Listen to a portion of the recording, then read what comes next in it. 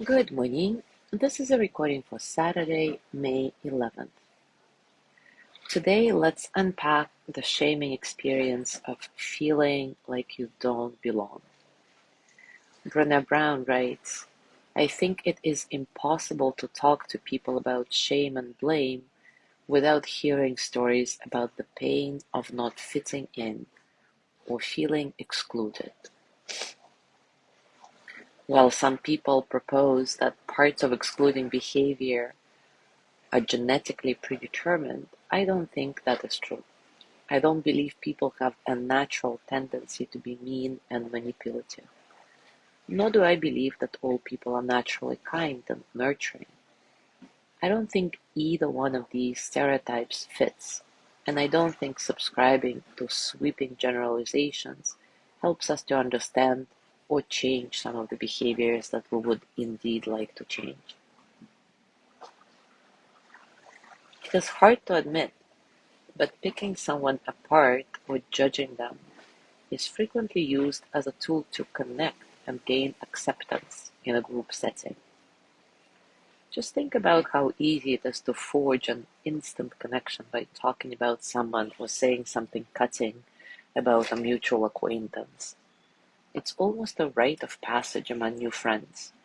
If you can't think of something to say, talk bad about somebody. We might go along with the water cooler gossip, not because we believe it, but because it's how we connect with the co-workers who are standing there with us. We huddle close together and share secret information. We form a cohesive jury and pass judgment together.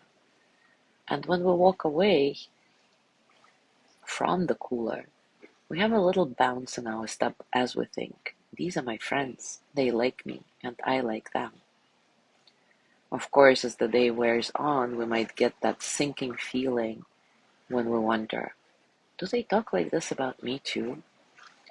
We might even get angry with ourselves. Why did I even do that? I hate it when I gossip like that. And now the bounce in our step is gone, and we are on shaky ground. We've lost touch with our courage and compassion.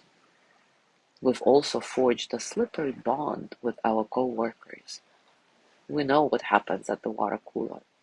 We feel like we have two choices: join them in the gossip or risk being the new target.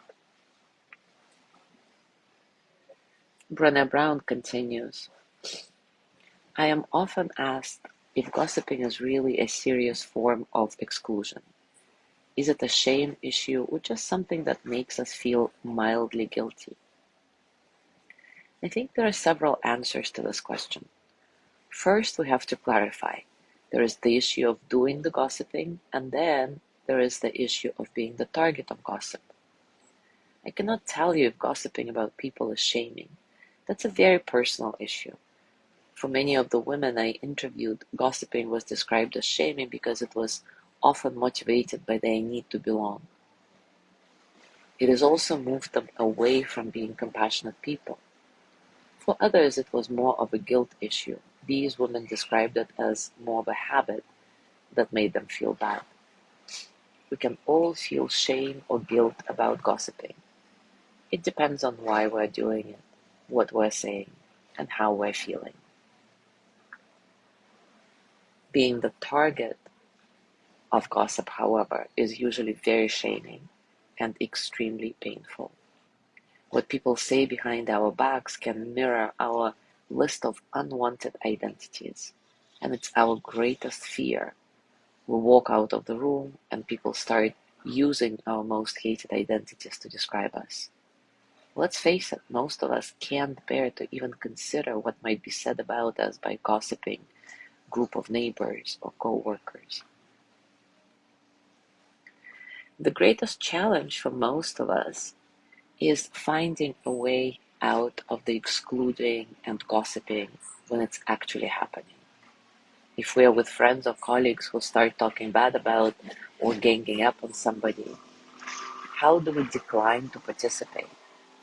Again, this is a difficult situation because our connection is in danger.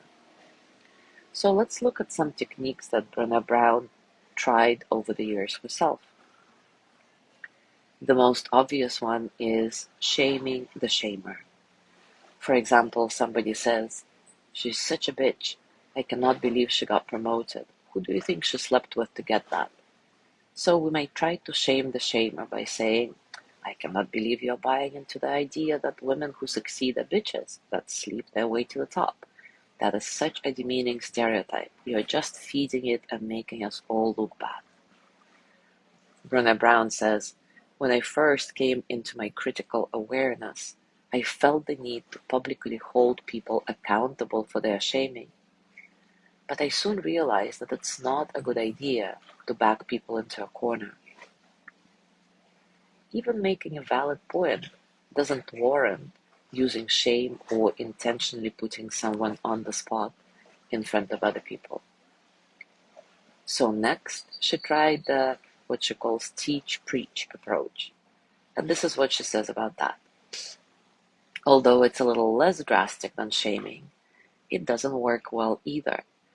In this example, we might respond to the same comment by saying, "I'm not going to talk badly about her. It hurts all women. We need to support one another." On the surface, it looks reasonable. But when we teach-preach, we're likely to find the target stuck on our backsides as we swagger away from the group. So what I finally realized is that the best way for me is to express my feelings about statements I perceive as hurtful and or hateful in a one-on-one conversation with the shamer, focusing on how a comment or discussion made me feel. That works very well. But when there is no way to have a one-on-one conversation, Brené Brown suggests two techniques to get out of the gossip mode. One is reflecting and the other is redirecting. Reflecting is a way to infuse a conversation with a probing question or statement. For example, somebody says the same thing. "She's such a bitch. I can't believe she got promoted. Who do you think she slept with to get with that?" Using the reflecting technique, we might answer something like, "I don't really know her." And this immediately poses the question, how much do we know about someone? Many times it forces people to realize that they actually don't know much about the person they're targeting, or at the very least, it points out that the style of bad-mouthing doesn't require fact. Redirecting technique is about moving the conversation away from blaming and toward empathy. And we can use it in combination with the reflecting. For example, somebody says, "She's so mean. I'm not surprised that he is leaving her." With reflect and redirect technique, we might respond by saying, "I really don't know a lot of him or their marriage, and I really like her. I wonder if there's something we can do for her." This says we don't really know what's going on in the situation and we should lend support rather than gossip. For the practice today, let's do another loving kindness meditation, reminding ourselves that instead of engaging in exclusion behavior like gossip or bullying or stereotyping, we would be so much better off opening our hearts to our shared humanity. We are all unique and flawed human beings that ultimately want the same thing in life: to be happy, healthy, and at ease. So why not focus on that instead? As always, take a comfortable position and take a few moments to settle. Settle into your body, your heart, your mind.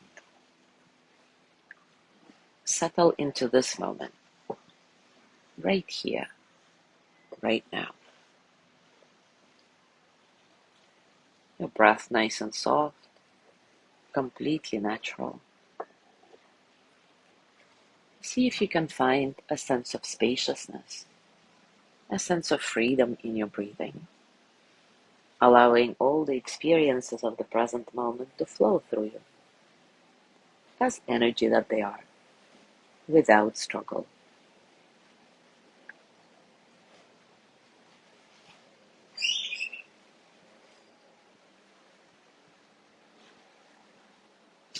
Now bring your attention to your heart center. Maybe put one or both hands on your heart and gently start repeating after me, silently or out loud. May I be filled with loving kindness. May I be well in body and mind. May I feel loved, cared for, at ease. May I know I am enough. May I remember I am never alone. May I touch deep, natural peace.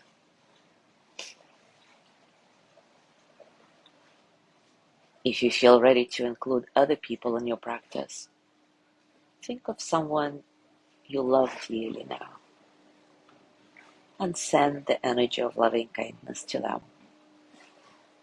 May they be filled with loving kindness. May they be well in body and mind. May they feel loved, cared for, at ease. May they know they are enough. May they remember they are never alone. May they touch deep, natural peace.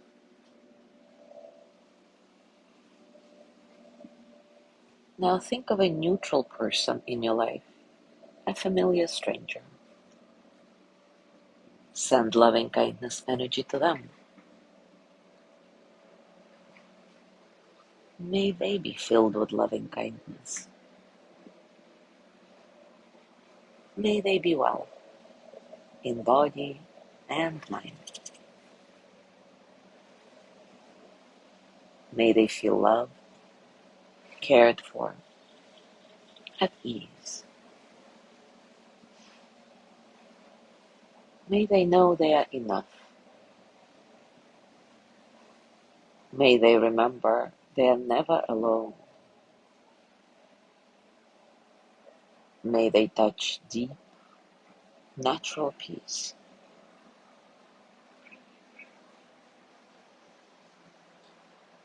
Now think of someone you have a challenging relationship with, or somebody who you plainly don't like, and see if you can send the same loving kindness energy to them, reminding yourself that just like you, this person wants to be happy, healthy, and at ease. May they be filled with loving kindness. May they be well in body and mind. May they feel loved, cared for, at ease. May they know they are enough. May they remember they are never alone. May they touch deep, natural peace.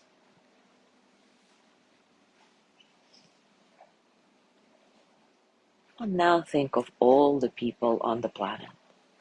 Again, remind yourself that just like you, we all want to feel safe, happy, strong, and live with ease. Let's send loving kindness to all of us. May we all be filled with loving kindness. May we be well in body and mind. May we feel loved, cared for, at ease. May we know we are enough. May we remember we are never alone. May we touch deep, natural peace. And as always, as you gently let go of your practice, scan your body, notice what's going on for you right now, physically, emotionally, mentally. How are you really? As you go through your day today, I invite you to continue with this reflection. Do you sometimes feel like you don't belong? What contributes to this state, and how do you usually navigate it? As always, enjoy your discoveries, and if you feel inspired to share, please do so. Thank you so much for being here today. Have a beautiful day, and I will see you tomorrow.